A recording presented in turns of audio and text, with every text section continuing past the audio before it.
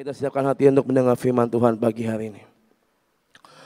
Mari Tuhan, Kau yang siapkan hati kami untuk kami boleh menerima sebagian dari firman-Mu. Kami percaya firman-Mu adalah pelita bagi kami dan terang bagi jalan kami. Tuhan, mari Tuhan, biar pagi ini kami boleh menangkap, kami boleh mengerti apa yang menjadi isi hati-Mu. Mari Bapa, buat kami Tuhan boleh menyiapkan wadah kami, isi hati kami Tuhan hanya untuk kepada-Mu Tuhan. Terima kasih Bapa, Kau yang berikan kami telinga seorang murid, hati seorang hamba, untuk kami bisa menerima semua yang daripada-Mu Tuhan. Terima kasih.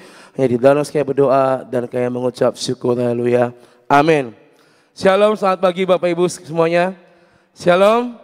Masih semangat, amin ya. Saya percaya 3 hari sudah berlalu, nih hari keempat ya. Saya percaya, ayo kita tetap semangat dalam Tuhan ya. Selasa lalu kita mengalami semua yang supernatural, amin.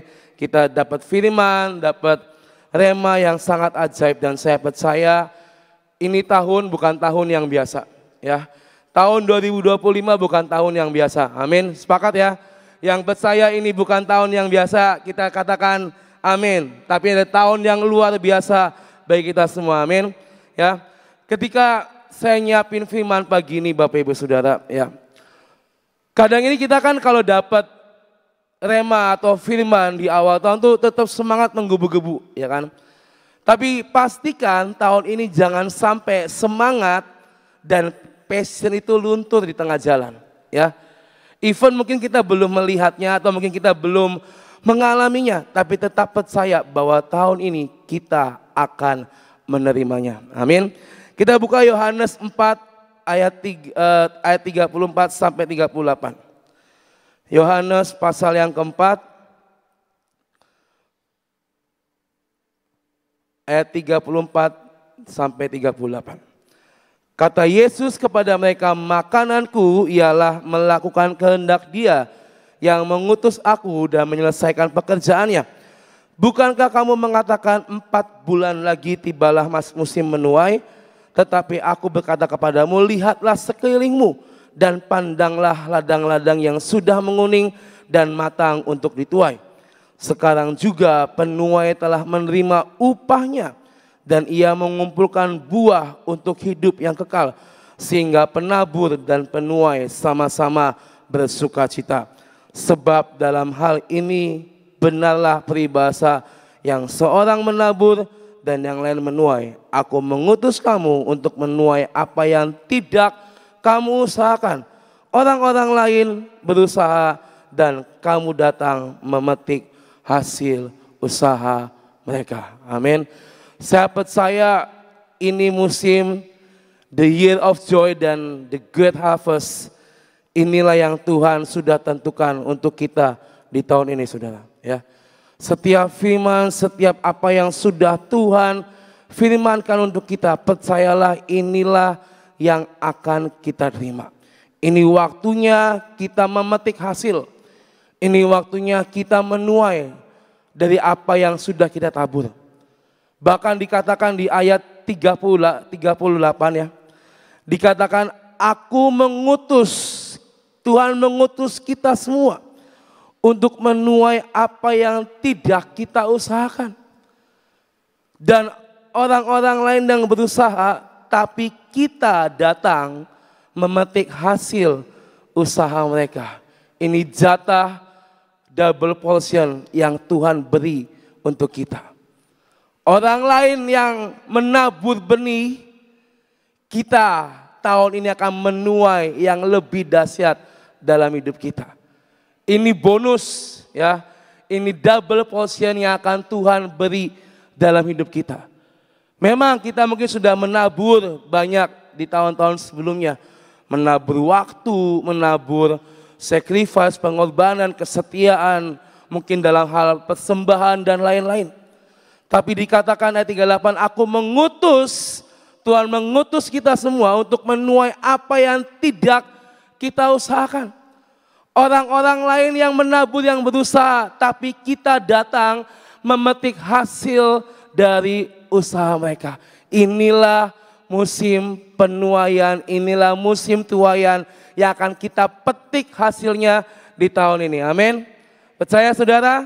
Gak ada lagi kata-kata masa iya sih atau mungkin ragu akan firman Tuhan. Tapi percayalah hari ini, tanggal ini sampai nanti akhir tahun tidak akan berhenti kita memetik hasil-hasil di hadapan kita. Amin. Asalkan tetap percaya ya. Jangan tidak percaya.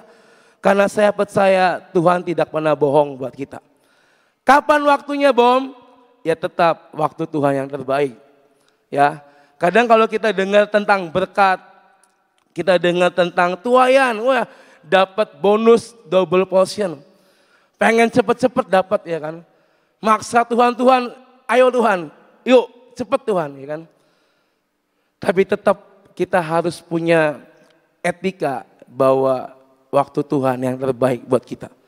Gak usah mikir kapan ya kira-kira, apa mungkin nanti minggu depan dapat atau mungkin bulan depan akan menuai besar. Gak usah mikir kayak gitu saudara. Tapi tetap berjalan, tetap enjoy this year, jalani hari demi hari bersama dengan Tuhan. Yang perlu kita lakuin apa? Ayat 34. Boleh ditampilkan? Makananku ialah melakukan kehendak Dia yang mengutus aku dan menyelesaikan pekerjaannya. Artinya apa? Tetap kita dalam koridor Tuhan melakukan kehendak Bapa, menyelesaikan pekerjaannya, finish the job, finish the duty, menyelesaikan tugas kita sambil menantikan waktu Tuhan datang untuk kita. Tuhan datang dengan tuaian besar yang siap kita petik, yang siap kita terima dalam hidup kita. Amin. Mazmur 27 ayat 14. Nantikanlah Tuhan, kuatkanlah dan teguhkanlah hatimu. Ya, nantikanlah Tuhan. Inilah selain tadi kita melakukan kehendak Bapa, menyelesaikan pekerjaannya, inilah yang harus ada dalam diri kita Bapak Ibu Saudara. Tetap menantikan Tuhan. Yang namanya orang menanti-nantikan tuh kayak orang lagi pengen pacaran, pengen ketemu pacarnya tiap malam minggu. Ya kan? Mungkin cuma bisa ketemu di weekend. Ya kan? Senin, Selasa sibuk kerja. Gak sabar nih, pengen cepet-cepet Sabtu. Menanti-nantikan hari Sabtu datang. Ya, saya percaya Bapak Ibu pernah ngalamin masa-masa itu ya. Menantikan pengen ketemu dengan doi gitu kan. Haduh, waktu masih hari Rabu, ya kan masih 3 hari lagi. Pengen cepet-cepet, kalau bisa cepetlah ganti hari Sabtu. Biar bisa ketemu. Ada passion, ada gairah, ada love, ada cinta di dalamnya. Dan itulah yang harus kita miliki hari ini kepada Tuhan.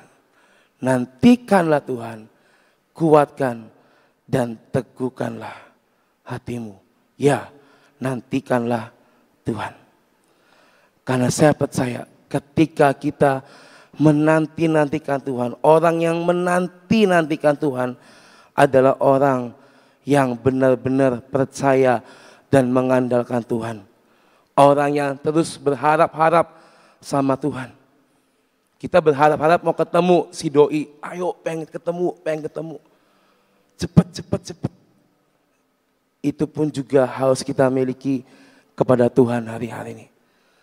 Aduh pengen ketemu tiap hari dalam PSN Worship. Di dalam doa mungkin dalam saat teduh. Berharap terus sama Tuhan. Mengandalkan Tuhan dalam hal apapun. Itulah yang harus kita kerjakan sebelum kita menuai dan memetik hasilnya. Ada 2 hal ya, sikap seorang penuai yang menanti-nantikan tuaian itu datang. Yang pertama, Yeremia 17 ayat 7-8. Sikap seorang penuai yang pertama adalah diberkatilah orang yang mengandalkan Tuhan, yang menaruh harapannya pada Tuhan. Ayat 8, ia akan seperti pohon yang ditanam di tepi air, yang merambatkan akar-akarnya ke tepi batang air, dan yang tidak mengalami datangnya panas terik, dan yang daunnya tetap hijau, yang tidak khawatir dalam tahun kering, dan yang tidak berhenti menghasilkan buah. Sikap pertama adalah mengandalkan Tuhan di dalam segala hal. Kita punya passion, tadi kita punya gairah menanti-nantikan Tuhan. So pasti kita akan mengandalkan Tuhan di dalam segala hal di hidup kita. Mengandalkan berarti percaya penuh akan kuasanya, akan firman-Nya, ya dan amin. Akan janjinya, ya dan amin buat setiap kita. Dan kalau udah mengandalkan, berarti apa? Tidak ada lagi rasa ragu, khawatir, takut. Karena percaya Tuhan pegang hidup kita. Karena percaya Tuhan tidak akan meninggalkan hidup kita tahun ini. Karena kita difirmankan akan menikmati dengan sukacita dan menuai dengan sangat ajaib. Jadi yang pertama, pastikan dalam hidup kita, kita tetap mengandalkan Tuhan dalam segala hal. Jasmani maupun rohani, andalkan Tuhan. Atau kita memilih sikap yang kedua, Yeremia 17 ayat 5-6. Beginilah firman Tuhan, terkutuklah orang yang mengandalkan manusia, yang mengandalkan kekuatannya sendiri dan yang hatinya menjauh daripada Tuhan. Ayat 6, ia akan seperti semak bulus di padang belantara, ia tidak akan mengalami datangnya keadaan baik, ia akan tinggal di tanah angus, di padang gurun, di negeri padang asin yang tidak berpenduduk. Mau pilih yang mana saudara? Mengandalkan Tuhan atau mengandalkan diri sendiri tanpa menyertakan Tuhan di dalam hidup kita? Mau pilih yang mana saudara? Mengandalkan Tuhan atau mengandalkan diri kita sendiri? Mengandalkan Tuhan ya. Karena kalau mengandalkan diri sendiri dikatakan ayat 6, coba. Kita akan seperti di semak bulus padang belantara, gak akan ngalamin datangnya keadaan baik, gak akan menikmati semua yang baik. Kita akan tinggal di tanah angus, di padang gurun, di negeri padang yang sepi, gak ada orang. Kalau kita mengandalkan Tuhan, ayat 8 dikatakan, kita akan seperti pohon yang ditanam di tepi air, yang merambatkan akar-akarnya di tepi batang, dan tidak mengalami datangnya panas terik, yang daunnya tetap hijau mekar, yang tidak khawatir dalam tahun kering, dan yang tidak berhenti menghasilkan buah. Inilah yang harus kita pilih dalam hidup kita. Meskipun kita mendengar berita yang tidak enak, kita bahkan sudah melihat kejadian-kejadian yang mungkin mencengangkan di awal-awal tahun. Tapi percayalah ketika kita memilih dan mengandalkan Tuhan, kita akan diluputkan. Amin. Karena masa penuaian, masa sukacita itu harus jadi dalam hidup kita. Ya, tetap andalkan Tuhan dalam segala hal. Ya, menuai itu bukan cuma soal berkat, bukan cuma soal kekayaan, tapi banyak hal yang bisa kita tuai. Ya, saya tadi malam kumpul sama beberapa tim inti youth, lalu salah satu bilang, kok tahun 2025 ini mungkin dia bilang agak sedikit harus ekstra, dia bilang. Kenapa? Saya bilang dalam tim musik youth kok, karena banyak anak-anak baru dan belum mencapai standar apa yang ditetapkan di pemusik youth, ya kan? Masih perlu belajar, masih harus dibimbing, harus di-push supaya mereka tetap bisa mengejar standar itu. Saya bilang, ya mau gimana lagi, saya bilang. Yaitu jiwa-jiwa yang kita tuai. Tetap kita sebagai penuai harus melatih, harus mengajari mereka. Karena kalau kitanya punya ekspektasi yang tinggi, aduh udah kayaknya nggak bisa nih, berat ya kan. Nggak bisa gantiin tim yang akan lulus sebentar lagi, yang akan pergi kuliah, yang mungkin perbedaannya terlalu mencolok. Ini yang baru-baru masih jauh banget, aduh kayaknya nggak mungkin ngejar. Kalau menyerah di awal, artinya kita nggak bisa menuai jiwa-jiwa itu, saudara. Saya bilang, berapapun beratnya, berapapun susahnya, lakukanlah. Kamu punya tim, ini yang kelas 12 juga nanti selesai ujian mereka free, bikin pelatihan, latih mereka. Supaya di masa-masa sebelum anak-anak ini pergi kuliah, adik-adiknya ini bisa naik, saya bilang. Ini tuaian, ya, kita menuai jiwa-jiwa baru. Banyak yang daftar, kok saya mau ikut pelayanan musik, ya udah daftar. Tapi memang tidak semua langsung bisa, perlu dibimbing, perlu diajar, perlu dibina. Hari ini menuai bukan cuma soal berapa nominal yang akan kita tuai, tapi setiap apa yang ada yang Tuhan percayakan di tangan kita, itulah tuaian yang harus kita tuai. Saya percaya anak-anak ini akan bertumbuh, akan berlatih sehingga boleh memenuhi standar yang sudah ditetapkan. Penuai berarti apa? Harus siap sedia. Mau berkorban, itu pasti. Dan tetap di ladangnya Tuhan, bukan ladang yang lain. Yang namanya menuai harus bekerja. Harus ada sesuatu yang dikerjakan. Maka harus siap sedia. Mau berkorban, rela mengorbankan waktu lebih, punya effort lebih, menyediakan waktu yang lebih. Dan satu hal yang penting, seorang penuai harus tetap ada di ladang yang tepat. Di ladangnya Tuhan. Apa sih yang akan kita tuai di tahun ini? Saya bagi dua hal, saudara. Yang pertama adalah tuaian jiwa-jiwa. Ibu Nani sering ngomong tahun ini kita akan pergi kembali menyebarkan kabar keselamatan ke bangsa-bangsa, ke Uganda nanti, bahkan ke pulau-pulau, ke pelosok-pelosok yang terpencil. Artinya apa?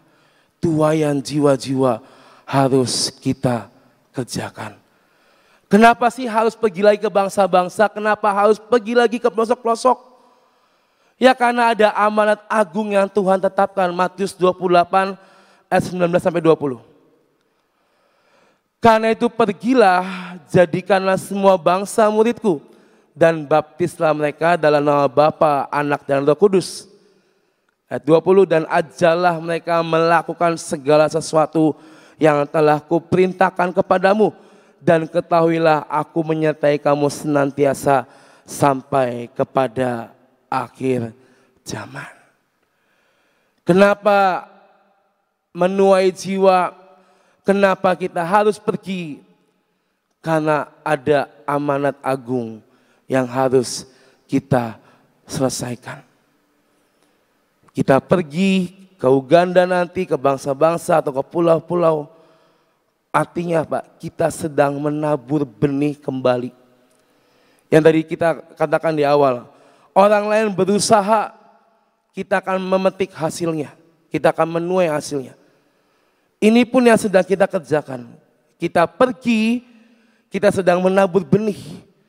Sehingga benih ini tumbuh dan berbuah. Generasi selanjutnya akan menuai di tempat di mana kita menabur benih. Kita akan pergi, kita akan memetik, menuai dari benih yang apa mungkin sudah orang-orang yang terdahulu yang sudah menaburnya. Pastikan kita mengerjakan akan amanat agung ini. Ajarlah mereka, baptislah mereka, kabarkan keselamatan, bawa mereka kembali kepada jalan Tuhan. Itulah yang harus kita kerjakan. Karena kalau kita dikirim ke pulau-pulau, ke bangsa-bangsa, ya ini tujuannya, saudara. Kita nggak ngajarin pengajaran yang lain. Memang kadang ada ngajarin nari, ngajarin musik, tapi intinya, ujungnya tetap mengajarkan firman Tuhan. Supaya mereka lebih mengenal siapa Tuhan dalam hidup mereka. Ya. Matius 9 ayat 36-38 berkata, melihat orang banyak itu tergeraklah hati Yesus oleh belas kasihan kepada mereka, karena mereka lelah dan telantar seperti domba yang tidak bergembala. Maka katanya kepada murid-muridnya, tuaian memang banyak, tetapi pekerja sedikit. Karena itu mintalah kepada Tuhan yang empunya tuaian supaya ia mengirimkan pekerja-pekerja untuk tuaian itu. Ladang telah menguning dan siap untuk dituai. Kitalah pekerja-pekerja yang sudah Tuhan pilih. Amin. Untuk menuai semuanya itu. Jangan sampai ladang itu sudah menguning, tapi pekerjanya sedikit. Aduh, kalau ke bangsa-bangsa perlu duit banyak. Kalau ke pulau-pulau mesti berkorban waktu. Apalagi kalau sudah ke pelosok-pelosok, tidurnya nggak enak, nggak ada kasur. Kamar mandinya juga ala kadarnya. Ya, saya dulu pernah cerita, saya pernah ke pelosok airnya kuning, saudara. Ya, mau gimana lagi, ya kan? Untungnya saya bawa aqua banyak, jadi cuci muka pakai aqua, gosok gigi pakai aqua. Ya mandi ya sudahlah, ya kan, cuma 2 hari gitu kan. Kita nggak pernah bisa bilang, Tuhan saya mau pelayanan tapi saya pengen tempatnya enak, nggak bisa. Kalau saya boleh katakan pelayanan itu tuh nggak ada yang enak, saudara. Apalagi kalau dikirim ke pulau-pulau, ke pelosok-pelosok, tidak ada yang enak. Yang enak adalah ketika kita melihat mereka menyembah dan mengaku Yesus dalam hidup mereka. Ketika mereka dimenangkan itu enak buat kita. Saya ngalamin ini, saudara. Jalannya tidak enak, tempat tinggalnya nggak enak, kamar mandinya nggak enak, makanannya juga nggak cocok. Tapi ketika pelayanan dan hadirat Tuhan turun melanda setiap mereka, mereka nangis, menjerit-jerit, terima Tuhan. Itu kayak kado yang kayak semua yang gak enak tuh lenyap melihat setiap jiwa-jiwa menyembah dan menerima Tuhan. Yang tadinya masih mikir, aduh nanti tidurnya nggak ada kasur lagi, ini kan keringetan harus mandi, airnya kuning lagi. Tapi ketika melihat jiwa-jiwa ini diselamatkan, itu lenyap seketika. Jadi ayo, jangan kita meminta banyak, tapi biarlah kita mengerjakan apa yang Tuhan perintahkan untuk kita. Jangan sampai banyak di antara kita, nggak usah muluk-muluk, sekeliling kita dulu nih. Jangan sampai ada di sekeliling kita yang belum menerima Tuhan, tapi kita nggak bisa menyentuhnya. Karena setiap jiwa itu berharga di mata Tuhan. Jadi tahun ini kita akan menuai jiwa-jiwa, start dari sekeliling kita yang lebih dekat, lalu ke circle yang lebih luas dan lebih luas lagi.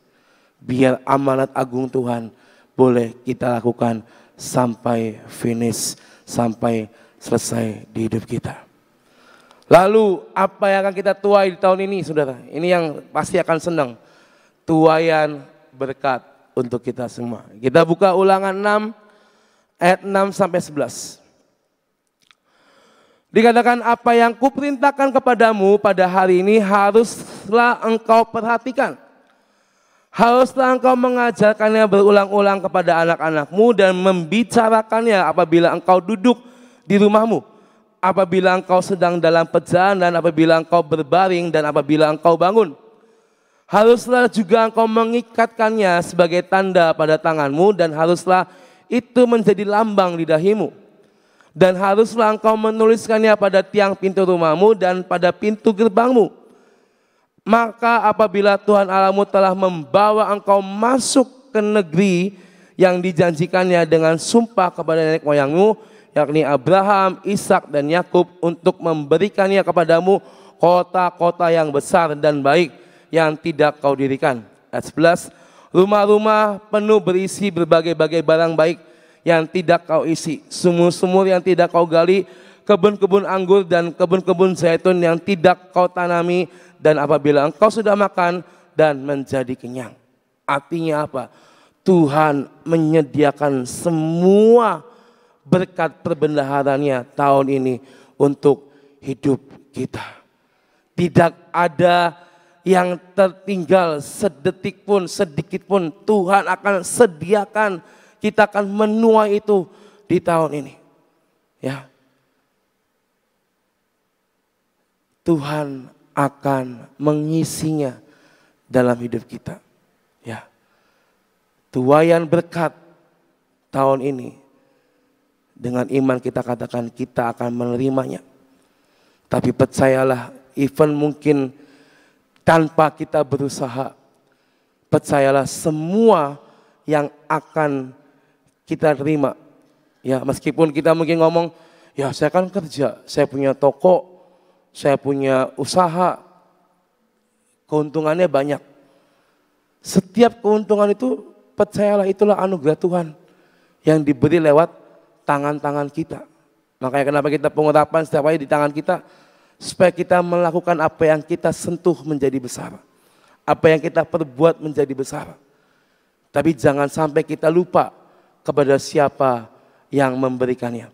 Amsal 10 ayat 22 berkata, berkat Tuhanlah yang menjadikan kaya, susah payah tidak akan menambahinya. Ini penting nih. Berkat Tuhanlah yang menjadikan kaya. Bukan berkat bom-bom lah yang menjadikan kaya. Bukan berkat koyong-yong lah yang menjadikan kaya, enggak. Tapi dikatakan berkat Tuhanlah yang menjadikan kaya. Yang memakai setiap tangan-tangan kita. Lewat usaha kita, pekerjaan kita.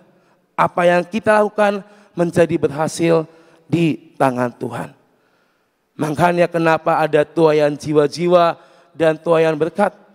Karena ketika kita menuai berkat, berkatnya bukan buat pribadi kita, tapi buat pelayanan, ya kan?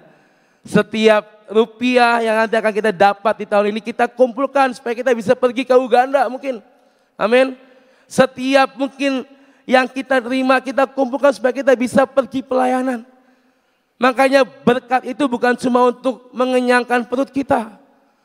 Tapi berkat, tuaian berkat yang akan Tuhan berikan itu untuk semua pekerjaannya.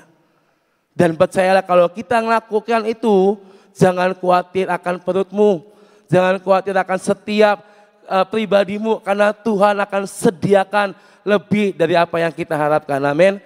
Maka ayo tuaian berkat kita yakini kita akan terima. Tapi jangan kita menyelewengkannya. Oh ini berkat, ya udah saya terima berkat ya buat saya, buat keluarga saya. No, ada jatah dari setiap jiwa-jiwa yang akan kita selamatkan di tahun ini. Ya, dan yang penting saudara, ayat yang terakhir, setelah kita menuai berkat, yang penting adalah Ulangan 16 ayat 12a berkata, maka berhati-hatilah supaya jangan kita melupakan Tuhan. Ketika kita menuai berkat yang sangat ajaib tahun ini, maka berhati-hatilah supaya kita jangan melupakan Tuhan. Banyak anak-anak Tuhan yang lupa ketika terima berkat, terima anugerah. Lupa mengucap syukur, lupa perpuluhan, lupa persembahan. Karena saking enaknya menerima berkat untuk mengenyangkan pribadinya. Tapi hari ini, ketika tuaian berkat akan kita tuai, ingat satu hal, berhati-hatilah jangan melupakan Tuhan. Karena berkat yang kita terima bukan cuma untuk pribadi kita, tapi apa? Untuk menyelesaikan amanat agung. Mari jadi penuai-penuai yang berkenan tahun ini. Penuai-penuai yang tidak mementingkan diri sendiri, tapi penuai-penuai yang mengerti apa maunya Tuhan, mengerti isi hati Tuhan. Dan saya percaya kalau kita bisa melakukannya tepat, maka saya percaya tahun ini menjadi tahun yang ajaib buat kita semua. Amin. Tuhan berkati kita semua pagi ini. Hari-hari ini kita selalu diajar tentang yang ada di hadapan kita adalah ladang yang sudah menguning. Ya, jadi kita tahu baik jasmani maupun rohani, Tuhan itu saat ini sedang menyediakan sesuatu yang kita akan tuai. Gitu. Tadi firman Tuhan mengatakan, sekalipun kamu itu tidak menabur, tapi Tuhan itu memberikan kuasa buat saudara dan saya bisa menuai apa yang sebenarnya tidak kita tanam. Jadi ini sesuatu hal yang sungguh amat sangat luar biasa. Pasti ada perkara-perkara yang orang-orang yang sudah disuruh oleh Tuhan ke suatu daerah untuk menabur dan menabur ya. Sampai mereka itu disiapkan hatinya untuk benar-benar terima Yesus, tapi belum. Nah, begitu kita datang, kita cepat sekali, wah ternyata ladang sudah menguning. Dan kita siap untuk menuai. Yuk kita siapkan hati benar-benar. Saat-saat ini saya mendorong saudara untuk mulai menaruh peta Indonesia. Indonesia saja dululah ya. Lalu saudara itu lihat daerah-daerah yang sangat di pelosok. Lalu saudara itu berdoa, Tuhan taruh dalam hatiku. Taruh dalam hatiku. Daerah mana yang aku harus datangi. Jangan mikirkan uang dulu. Ya. Tapi kamu pikirkan itu jiwa yang perlu diselamatkan. Nah, kalau kamu itu mendapatkan sesuatu dari pulau itu, terus pulau itu diadopsi, artinya diambil terus menjadi pokok doa. Ya. Dan dalam pokok doa itu terus didoakan. Tuhan, buat lawatan di pulau ini. Ya, pulau yang kecil-kecil. Terus sesudah itu sampai kamu tuh merasakan benar ini bagianku. Nah, sesudah itu ayo, tidak bisa kita sendiri, minimal 2 atau 3 orang ya, untuk berangkat. Nah, sesudah itu Tuhan engkau sediakan biayanya ya, untuk aku bisa ke sana. Terus apa yang kamu lakukan? Lalu kamu lihat browsing tiket. Ya, berapa sih biayanya untuk ke sana? Tiketnya berapa? Nah, lalu uang nilai itu kamu tulis di kertas. Tuhan ini nih, untuk ke sana biayanya segini nih Tuhan. Ya. Didoakan terus. Percaya ya. Tahun ini tahun kebaikan. Ya. Tahun kebaikan Tuhan. Apa yang dirindukan kita lakukan. Itu tindakan profetik saudara. Ya. Sebenarnya itu tindakan iman yang harus kita lakukan. Dan percayalah, engkau pasti mendapatkan jawaban. Kenapa saya katakan ini? Karena itu yang saya alami dalam kehidupan saya. Apapun yang saat ini ada diperintahkan Tuhan, langsung saya mulai gumulkan. Ya. Terus ditulis, sodorkan sama Tuhan. Kita browsing, sodorkan sama Tuhan. Setiap hari saya saat ini sedang membawakan Uganda di hadapan Tuhan. Karena itu perintah. Saya bilang, Tuhan engkau punya 1001 jalan. Walaupun orang mengatakan itu mahal. Nah ya bu, namanya tiket ya mahal, untuk ke sana juga mahal. Tapi jangan pikiran kamu mahal, ya akhirnya kamu tidak bisa nikmati. Mahal sekalipun kalau Tuhan berkenan, aku pasti dibawa ke sana. Caranya nggak tahu. Ada satu kesaksian, ada suami istri. Ya.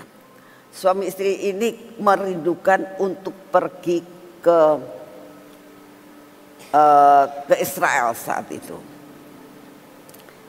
Dia tahu Israel, di situ ditulisnya 2.100, ya, 2.100 untuk pergi ke Israel. $2.100 loh ya. Dia taruh itu di kertas, Israel, tur Israel $2.100. Dia ngomong, Tuhan, saya itu sudah lama sekali kepengen menginjakan kaki itu Tuhan ke tanah perjanjian. Ya, nih, tapi 2.100 per orang. Pengen sih perginya sama suami saya, gitu.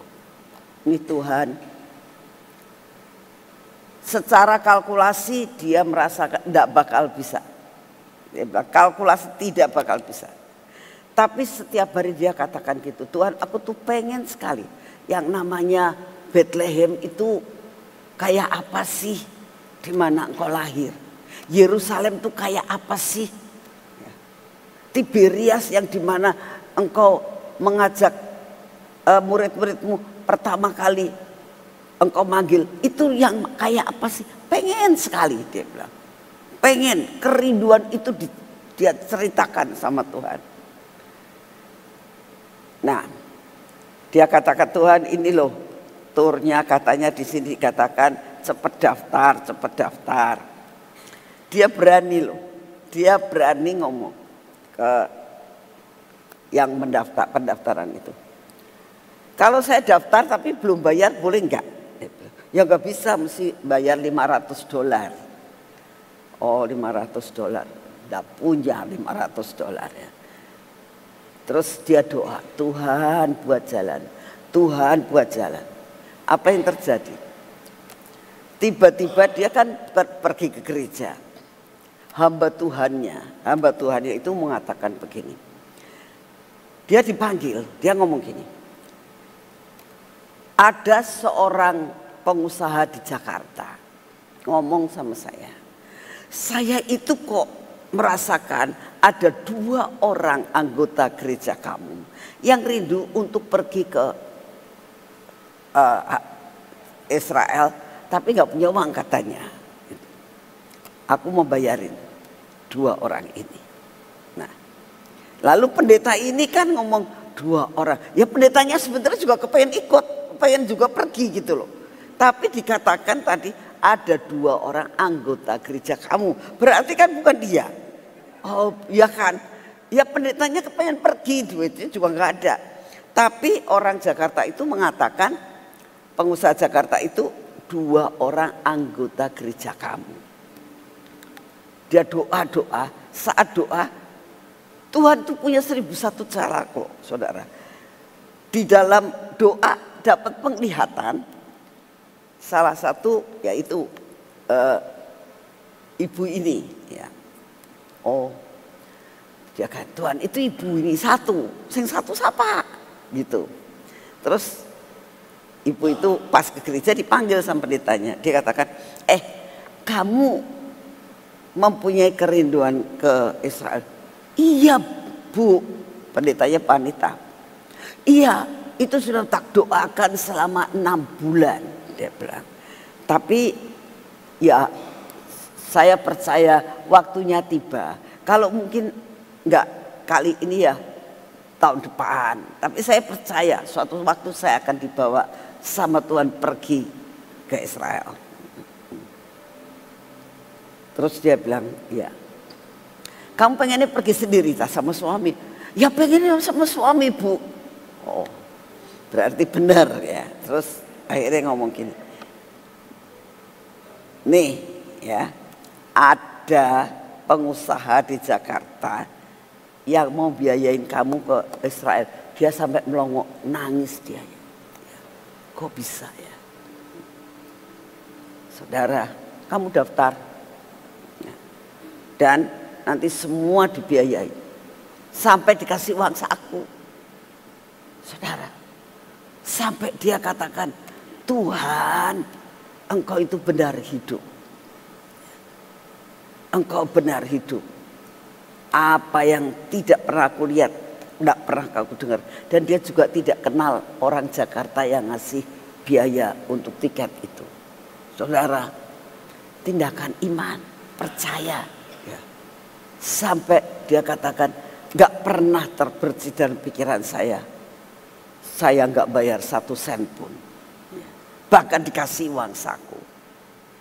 Saudara, kesaksian ini sangat saya bilang Tuhan, engkau bisa membuat 1001 jalan.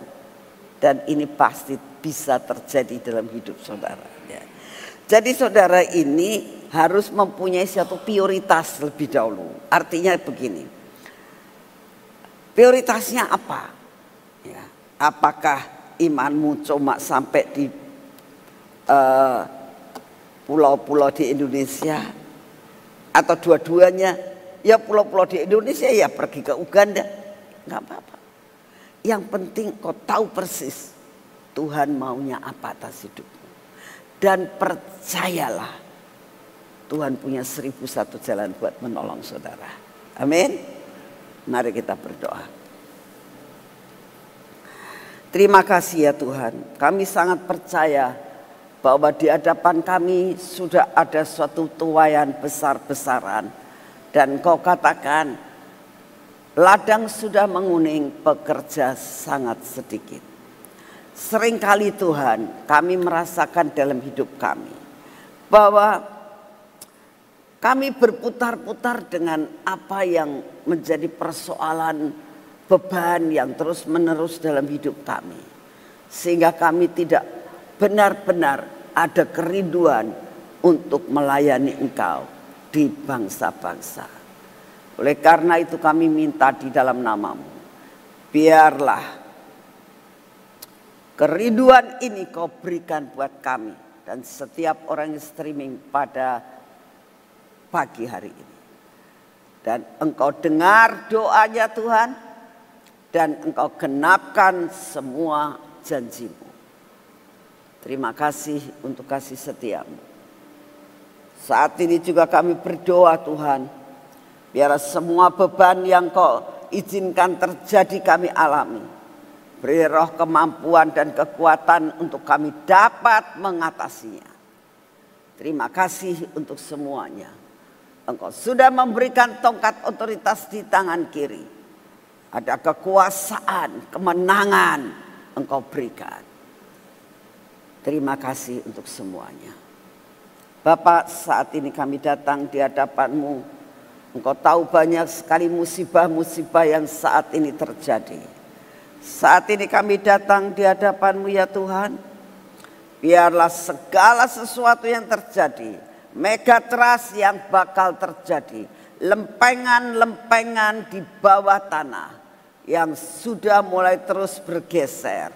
Kami berdoa saat ini ya Tuhan, Engkau yang akan memegang kendali dalam segala perkara, sehingga Engkau membuat minimal Tuhan, itulah kerinduan kami. Terima kasih untuk kasih setia-Mu. Segala pujian, hormat, syukur kami naikkan di hadapan. Kami tahu Tuhan, Engkau Bapa yang sungguh amat sangat luar biasa. Kami tetap berdoa untuk pemerintahan yang ada di Amerika saat ini Tuhan. Sekalipun mereka presidennya belum dilantik, tapi Engkau tahu apa yang terjadi di Amerika saat ini. Yang kami dengar sampai saat ini tiba-tiba api itu nyala lagi. Tuhan, kami berdoa buat roh pertobatan di Amerika ini. Kembalikan Amerika menjadi suatu negara yang mengandalkan Engkau. Kami berdoa saat ini untuk bangsa dan negara kami. Tetap kami berdoa untuk Pancasila tidak akan tergeser dari segala-galanya. Kalau saat-saat ini banyak sekali letupan-letupan, kami minta Engkau yang akan meredam segala sesuatu. Hikmat yang daripadamu, kebijaksanaan yang daripadamu, Engkau turunkan kepada Bapak Presiden dan Wakil Presiden, serta semua staf yang ada, sehingga dapat menjalankan roda pemerintahan seperti yang Engkau mau. Terima kasih untuk semua Tuhan.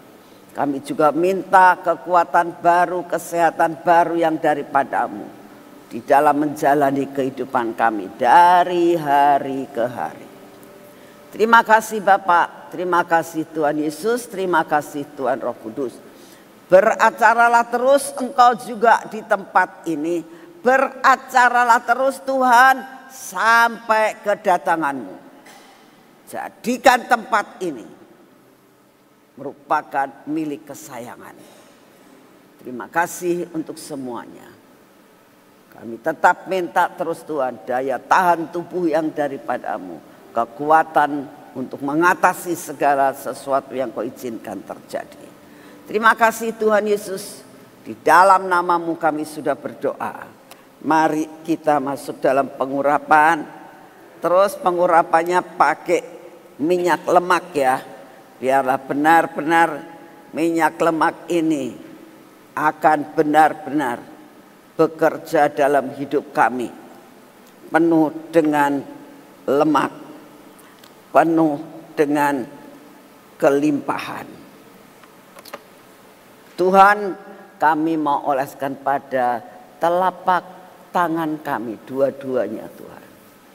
Oleskan pada ibu jari tangan kanan dan tangan kiri Tuhan.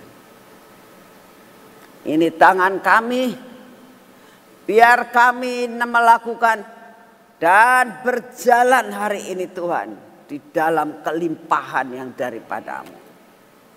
Kami mau oleskan pada telapak kaki kami, jari, ibu jari kaki kami, telapak kami, dan ibu jari kaki kami. Pimpin perjalanan kami. Biar jejakmu yang mengeluarkan lemak, kami lihat dan kami akan berjalan pada jejakmu. Sehingga apa yang kami kerjakan hari ini mendatangkan kelimpahan. Terima kasih Tuhan Yesus untuk semua janjimu. Dan kami meresponi apa yang engkau janjikan. Ya, kami menikmati apa yang sudah kau tentukan menjadi berkat buat kami. Dalam nama Tuhan Yesus. Amin. Selamat pagi, Tuhan memberkati saudara semuanya.